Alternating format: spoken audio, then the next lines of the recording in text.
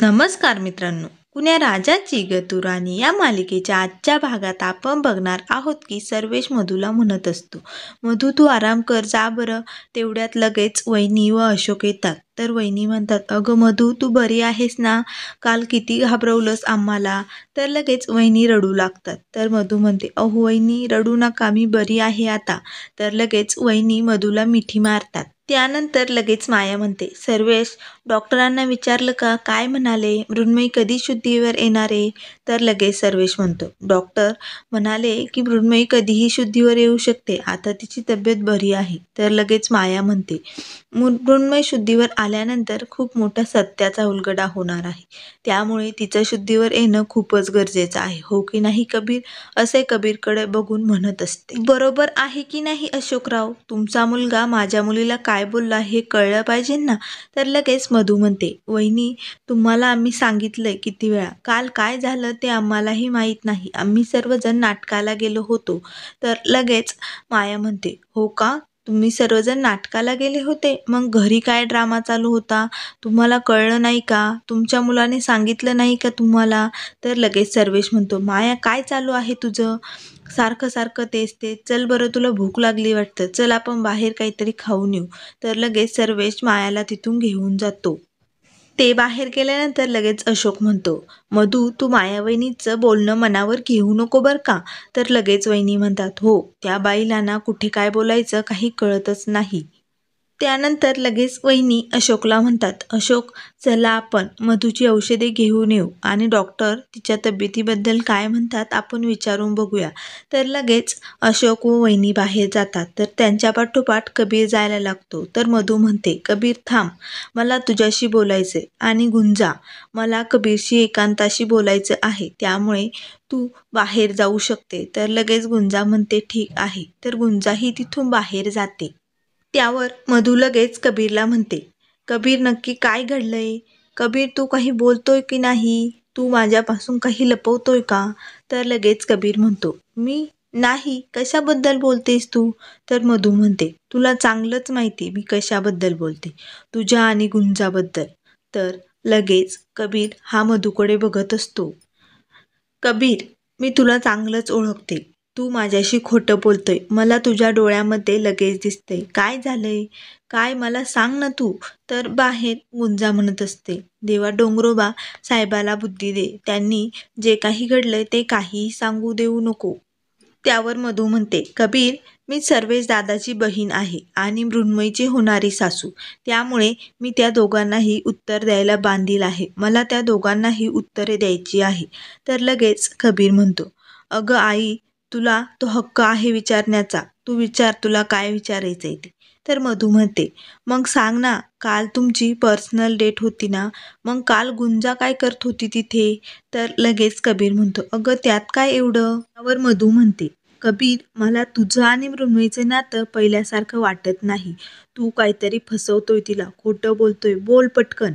तर इकडे बाहेर गुंजापाशी माया व सर्वेश येतात. तर माया म्हणते, मग काय गुंजा, बाकीचे सर्वजण कुठे आहेत? तर गुंजा म्हणते, ते डॉक्टरांशी बोलायला गेलेत.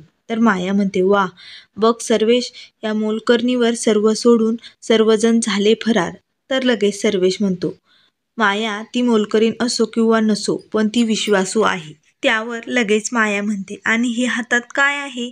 तर लगेच गुंजा म्हणते, डब्बा आणलाय तो, तुम्हाला जेवायचंय का? तर माया म्हणते, शी, ते टिपिकल जेवण, मी नाही खात. आणून आणून काय आणलं असेल तू? तेलकट पराठे. तर गुंजा म्हणते, नाही, मी उपमा आणलाय. तर लगेच माया म्हणते, तुमचा उपमाही तसाच असेल. तर गुंजा म्हणते, नाही, आमचा उपमा खूपच छान असतो. तर लगेच माया म्हणते, बघ कशी बोलते, मला रक्त दिलंय ना तिने आपल्या मुलीला. सर्वेश म्हणतो, मग तू गप्प बैस ना माया. तर लगेच माया म्हणते, रक्त दिलंय म्हणून नाही वाचली आपली मृण्मयी, एवढ्या मोठ्या हॉस्पिटलमध्ये उपचार झाले तिच्यावर, आणि एकदा का माझी मृण्मयी शुद्धीवर आली ना, सर्व काही ठीक होणार आहे, मग बघते मी एका एकाकडे. तर इकडे मधू कबीरला म्हणत असते, माझ्याकडे बघ कबीर आणि माझ्या प्रश्नांची उत्तरे दे. आमच्या वाढदिवसाच्या दिवशी गुंजा तुला नवरोबा म्हणाली होती, त्याचं काही मनावर घेतलंय का मृण्मयीने? बोल पटकन. अरे सर्वेश दादाने आपल्यासाठी किती काही केलेलं आहे. त्याच्याकडे पैसा नसतानाही रात्र जागलेला आहे. तुझं शिक्षण, आपल्यावर एवढं कर्ज झालं होतं, कर्जदारांची लाईन लागली होती, तरी त्याने वेळोवेळी आपली मदत केलेली आहे.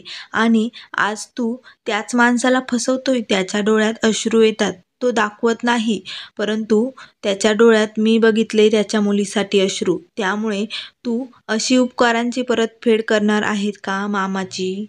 कबीर, गप्प बसू नको, आता तरी बोल. तुझ्यावर काही संकट ओढवलंय का? मी तुझी आई आहे, तू मला सांगू शकतोय. अरे ह्या मुलीकडे बघ, तिचं तुझ्यावरती खूप प्रेम आहे. बघ कशी अंथरुणावर पडली. कबीर, तुला माझी शपथ आहे, तू मृण्मयीला तिची समजूत काढून हे नातं पुन्हा तयार करशील. तुला माझी शपथ आहे कबीर, दे लवकर मला शपथ की तू हे नातं विस्कटण्याच्या आधीच पुन्हा ते नीट करशील. तुला यासाठी काहीही किंमत मोजावी लागली तरी चालेल, परंतु तू या नात्याची घडी कधीही विस्कटू देणार नाही. कबीर, दे मला वचन. आणि लगेच कबीरचा हात तिच्या डोक्यावरती ठेवते आणि म्हणते, करशील ना माझं हे, ऐकशील ना माझं? तर लगेच कबीर मान डोलावतो व आईला वचन देतो. तर लगेच मधू कबीरकडे बघत म्हणते, आज पहिल्यांदा कबीर, मला कोणीतरी तुझ्याबद्दल जाब विचारतंय आणि माझ्याकडे त्या प्रश्नाची उत्तर द्यायला उत्तरच नाही. आणि लगेच मृण्मयीकडे बघते आणि तिथून बाहेर निघून जाते. तर कबीर हा पूर्ण शांत बसलेला असतो आणि म्हणतो, आई, तुला खूप सांगायचंय ग. मी खूप मनात दडून ठेवलंय आणि माझ्यामुळेच आज मृण्मयीची अशी अवस्था आहे, असे तो मनाशीच बोलत असतो. तर बाहेर गुंजा देवापुढे प्रार्थना करत असते आणि देवाला म्हणत असते, देवा, झालं तेवढं बाद झालं. तुला जी काही शिक्षा द्यायची ती मला दे, मृण्मयी ताईला नको. यात साहेबाची काहीही चूक नाहीये. आणि तसंही हे लग्न ते मानतच नाही. मग न मानणाऱ्या लग्नात कुठलं आलंय सत्य असत्य? तूच काहीतरी कर आणि काहीतरी चमत्कार दाखव देवा, असे देवाला म्हणत असते. तर कबीर हा बाहेर जाण्यासाठी निघतो, तर लगेच मृण्मयीला शुद्ध येते. तर कबीर मागे वळून बघतो, तर मृण्मयी डोळे उघडून त्याच्याकडे बघत असते. मृण्मयीला असं शुद्धीवर आलेलं बघून कबीरला खूपच आनंद झालेला असतो. तर कबीरही तिच्याकडे बघत असतो. तर लगेच मृण्मयीला कबीरचे ते सर्व बोलणे आठवते. त्याने कसे गुंजाचे व त्याचे लग्न झालेले मृण्मयीला सांगितलेले असते. तर लगेच कबीर म्हणतो, मृण्मयी तू पडून राहा, मी डॉक्टरांना बोलावतो, तू उठण्याचा प्रयत्न करू नको. तर लगेच मृण्मयी म्हणते, कबीर थांब, तू आधी माझं ऐक, तू इथून निघून जा. म्हणजे आपल्यात जे काही घडलंय त्यात मला आपल्या घरच्यांना नाही घ्यायचं. आणि तुला बघून मला सारखं तेच आठवतंय. मी स्वतःला कंट्रोल नाही करू शकत, त्यामुळे मला तू माझ्या डोळ्यासमोरही नकोय. तू इथून निघून जा. तर कबीरला लगेच कसे त्याने त्याच्या आईला वचन दिले आहे आणि हे नातं तो विस्कटू देणार नाही, हे सर्व त्याला आठवते. तर लगेच मृण्मयी म्हणत असते, कबीर प्लीज माझं ऐक, तू इथून निघून जा. त्यावर कबीर म्हणतो, मृण्मयी थांब, मला काहीतरी बोलायचंय, तू माझं ऐकून तर घे. तर लगेच मृण्मयी म्हणते, मला मृण्मयी म्हणायचा अधिकार गमावलायस कबीर तू. तर कबीर हा विचार करू लागतो. तर मृण्मयी म्हणते, काय विचार करतोयस कबीर? आता वेळ निघून गेली, प्लीज तू इथून जा. तर लगेच कबीर मनात म्हणतो, हे सर्व थांबायला हवंय. तर लगेच त्याला गुंजाचे बोलणे आठवते की साहेबा, हे विष मनातच ठेवावं लागेल, तेव्हा सगळं काही ठीक होईल. तर मित्रांनो, पुढील भागात कबीर मृण्मयीची समजूत काढत असतो आणि तिला समजून सांगण्याचा प्रयत्न करत असतो. तर कबीर मृण्मयीला सर्व काही सांगतो आणि म्हणतो, तुझ्या या अवस्थेला मी जबाबदार आहे, त्यामुळे आता तुला काय निर्णय घ्यायचा तो सर्वस्वी तुझ्यावर जबाबदार आहे, त्यामुळे तू ठरवू शकते. तर मृण्मयी म्हणते, कबीर मला थोडा वेळ हवाय, तू इथून जाऊ शकतो. तर इकडे कबीर बाहेर येतो आणि गुंजाला म्हणतो, झालं तुझ्या मनासारखं, आज ही वेळ फक्त तुझ्यामुळे आहे. तर लगेच गुंजा म्हणते, माझ्यामुळे नाही आली साहेबा, माझ्या या फुटक्या नशिबामुळे ती वेळ आणली आहे माझ्यावर, असे कबीरला गुंजा म्हणत असते. तर मित्रांनो, अशाच मालिकेच्या अपडेट पाहण्यासाठी चॅनलला सबस्क्राईब करा.